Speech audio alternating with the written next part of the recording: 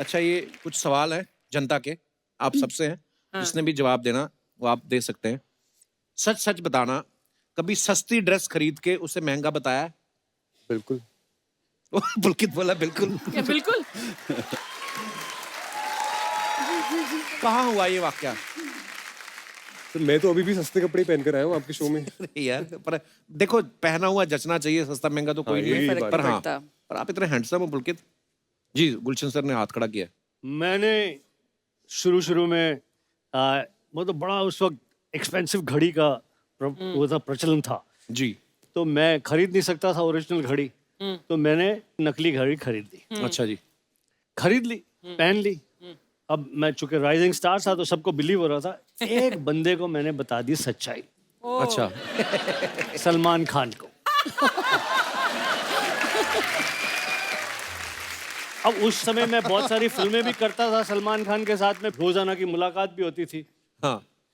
जब भी कहीं मिले मुझे बोले टाइम बता। बोला, हाँ। फिर कुछ और बात, हर बात घड़ी पे ले आए। और सलमान आपको पता है कि एक सेंटेंस बोलता है फिर हंसता भी होता है। टाइम बता।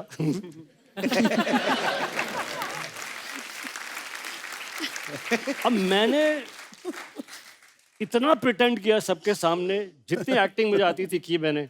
2-3 बार पहले मैंने बोला टाइम पूछने का इतना शौक है तो खुद की घड़ी खरीद। सच सच बताना, बिना नहाए कभी शूट पे गए हैं? कब, कहाँ? सुपरस्टिशन से हम कभी कभी मार खा जाते हैं ना, हाँ। तो लगता है यार ये इतना अच्छा सीन हुआ था, मैल चढ़ाते रहो और अच्छा सीन हो जाएगा कल भी।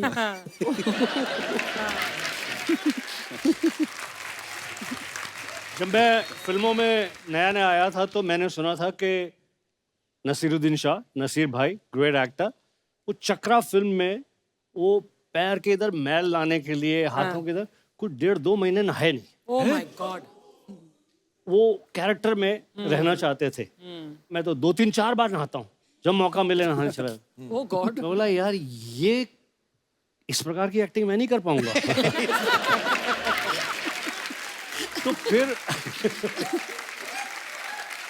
फिर मैंने, मेरा भाग्य देखिए, मुझे तो सारे ऐसे रोल मिले, सूट बूट पहना हुआ है, ड्रिंक हाथ में है।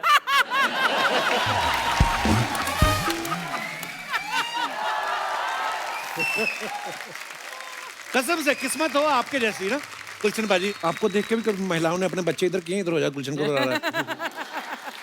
महिलाएं चली गई हैं उठ के। मनाली में शूटिंग कर रहा था, वहां से एक फ्लाइट जाती थी कुल्लू से चंडीगढ़। भुंतर से चंडीगढ़।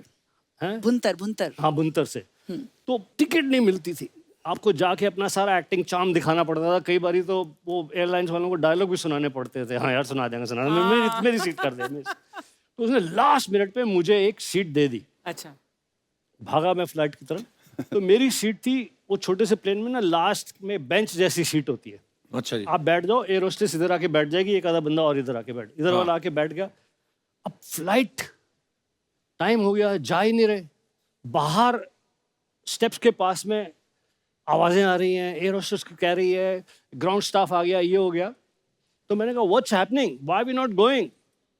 सर रीजन आप हैं। सर क्या हुआ? बोलती मैं नौकरी छोड़ दूंगी, इसके साथ नहीं बैठूंगी जाके।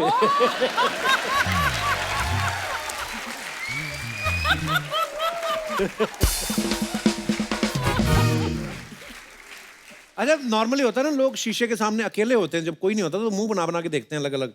और एक्टर्स लोग तो, और कभी आप करते हो ऐसा, कभी शीशे के सामने? मैं करती हूँ। क्या क्या मुंह बनाते हो आप? कुछ भी देखती हूँ, गुस्से का, उदास तो वैसे दिखती हूँ, शक्ल से उदास ही लगती हूँ, हंसने का। उसके ऊपर करती हूँ थोड़ा बहुत। आप करती हैं मीता जी ऐसे? एक्चुअली मेरी पहली फिल्मों में ना मेरे डायरेक्टर्स तंग आ गए। मैं उनसे कभी सवाल पूछूं, कभी पूछूं शॉट कब हो रहा है, कभी ये कभी वो, तो उन्होंने सेट पे एक मिरर लगवा दिया। अच्छा। अच्छा। कि देखते रहो। जब आप उस उम्र में होते हैं तो आप अपने आप को ताकते थकते ही नहीं है, यू नो। तो कभी आप यूं देख रहे हैं, कभी यूं देख रहे हैं, कभी यूं ठीक कर रहे हैं, कभी यूं ठीक कर रहे हैं। तो वो उन्होंने शीशा लगवा दिया ताकि जितनी एक्ट्रेसेस हैं वो सब अपने आप को निहारते रहे, हमसे कोई सवाल ना पूछे, हम अपना काम करते रहे आराम से। एक एक्टर है जी, एक मेरे दोस्त हैं, मेरी एक्टिंग स्कूल का बैचमेट है। अच्छा जी, जब मैं बॉम्बे आया था पहली बार, तब से मेरा दोस्त है अनिल कपूर। अच्छा जी, वाह। I was about to say Anil ही ये होगा तो मुझे खड़े होकर करना पड़ेगा। अनिल कपूर को किसी ने बोल दिया शुरू शुरू में, थोड़े आपके गाल फूले हुए हैं, चिजल नहीं है। हाँ तो जब मेकअप रूम में जाओ,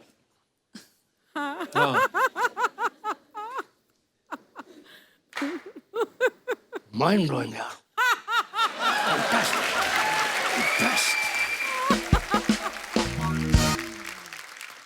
सर, कुछ अफवाहें हैं जो आपको पता है, हम लोग हमेशा सेलेब्स जब भी आते हैं उनके सामने से पूछते हैं। तो जिम्मी पाजी, आपके बारे में एक अफवाह है कि आपकी धर्मपत्नी जी इस बात के लिए आपसे नाराज रहती हैं कि आपको अपनी फिल्मों के सारे कैरेक्टर्स के नाम याद रहते हैं, लेकिन ससुराल में क्लोज रिश्तेदारों के नाम आप भूल जाते हैं। इसमें अफवाह क्या है? सच है?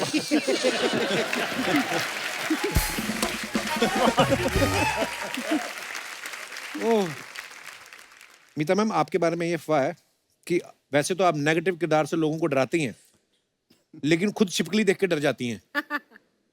नहीं, छिपकली की टूटी हुई दुम से डरती हूँ। टूटी दुम से? हाँ, ऐसे से वो करती ऐसे से होती रहती है ना। तो थोड़ी देरी करती है, उसके बाद उसके प्राण पखेरु उड़ जाते हैं, फिर नहीं करती। गुलशन सर के बारे में 2 अफवाहें थी, वो दोनों आपने आते खुद ही बता दी हैं। हाँ तो वही था, फ्लाइट में जाने से मना कर दिया वाला, और मोरक्को का वीजा नहीं मिला था क्योंकि शाहरुख खान को मारा था। ये 2 अफवाहें थी, सीरियसली। मुझे बड़ी तकलीफ हुई, सिर्फ 2 ही थी मेरे बारे में। माही, आपके बारे में अफवाह है कि आप बचपन से इतनी फिल्मी हैं कि जब हिंदी के एग्जाम में कवि के जीवन का चरित्र चित्रण लिखने के लिए आता था तो आप शाहरुख खान की कहानी लिख के आती थी। कभी भी नहीं ऐसा किया। ओके, तो ये अफवाह है। अफवाह है। माही, अफवाह है कि आपके नाम से एक शहर में रास्ते का नाम रखा गया है, जैसे सबवे हाईवे होता है वैसे माही वे रखा गया है। ऐसा कुछ नहीं है।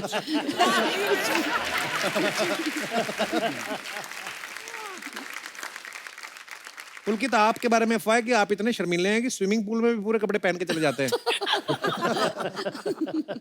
इन्हीं से अफवाह है। अफवाह है। एक अफवाह ये है कि योर ऑनर के शूट के दौरान एक आंटी को आप इतने पसंद आए थे कि दामाद बनाने के लिए वो आपके पीछे पड़ गई थी। नहीं नहीं, ये सच है। हैं? ये सच है। मैं जिम्मी सर के साथ जा रहा था, अच्छा तो मैं वहां पे था और वहां पे किसी को लगा कि मैं सही में जिम्मी सर का बेटा हूँ। अच्छा। oh my तो god वो अपनी बेटी को लेकर आ गई और कहती कि देखो कितने सोने लगते पे हैं साथ में, और आके खड़ा कर दिया मेरे साथ, कह रही कि तेरी शादी तो मैं इसी से करूंगी। तो वो अपनी बेटी के लिए रिश्ता ढूंढ रही थी कि वो माँ नहीं, का वो क्रश था जिम्मी- जिम्मी सर?